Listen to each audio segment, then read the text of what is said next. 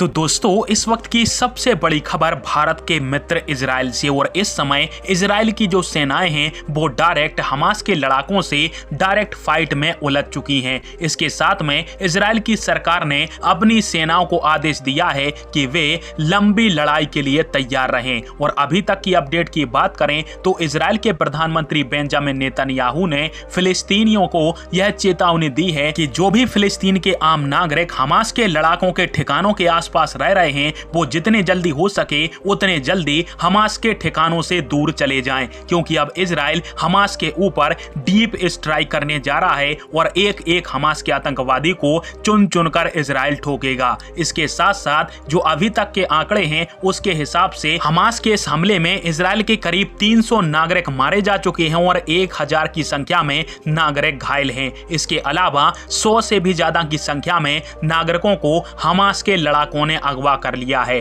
पर दोस्तों, इस समय सबसे बड़ी चर्चा हो रही है इजराइल के लेजर डिफेंस सिस्टम की, क्योंकि इजराइल ने अभी हाल ही में एक अपना लेजर डिफेंस सिस्टम बनाया था जिसका नाम था आयरन बीम। और जब हमास की तरफ से 5000 रॉकेटों से इजराइल के ऊपर हमला किया गया तो आयरन डोम इतने बड़े हमले को रोकने में असफल हो गया, परंतु इजराइल ने अपने iron beam air defence system का इस लड़ाई में उपयोग ही नहीं किया, जिसको लेकर काफी ज्यादा सवाल उठ रहे हैं, क्योंकि इतना बड़ा हमला आयरन बीम बड़े ही आसानी से हैंडल कर सकता था। पर इजराइल का आयरन बीम कहां है, इसके बारे में कोई पुख्ता जानकारी नहीं है। और हो सकता है कि इजराइल इस एयर डिफेंस सिस्टम का कोई और परीक्षण करने वाला हो, या फिर अभी तक यह एयर डिफेंस सिस्टम उत्पादन के अंदर प्रवेश ही ना करा हो। और शायद इसी कारण से इस लड़ाई में इजराइल ने अपने लेजर एयर डिफेंस सिस्टम को तैनात नहीं किया, परंतु इसकी आवश्यकता अब इजराइल को बहुत ज्यादा पड़ने वाली है, क्योंकि आयरन डोम से दुश्मन के रॉकेटों को नष्ट करना इजराइल को बहुत महंगा पड़ेगा,